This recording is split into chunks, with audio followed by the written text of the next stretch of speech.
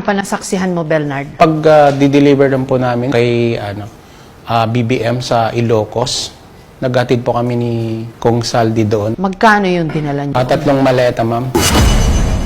Unang operation na nasamahan ko, ma'am, yung nag-deliver kami ng halos 50 na maleta kay dating speaker.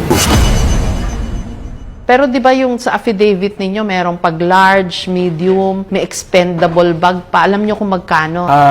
Minsan nakwento ng executive ni Kong Saldi, almost ang laman doon is 50 to 70.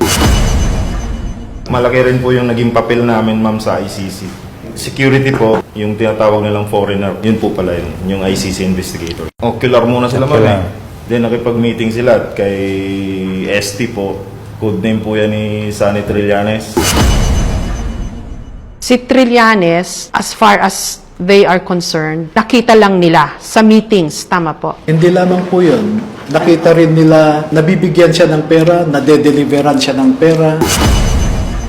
Your timing is suspect, Attorney Baligod, kasi nagpa-presscon kayo one day after simulan itong ICC pre-trial ni Duterte sa The Hague. Sa mga pinambakbak nila sa sinabi nila, yung mga litrato daw po na nakunan, mukhang AI generated daw po.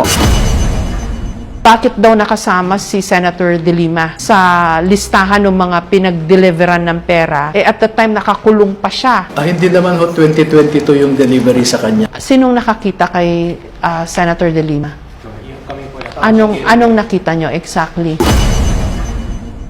Unahan ko na yung mga mangiintriga sa inyo. Baka DDS kayo, hindi kayo mga Duterte supporter.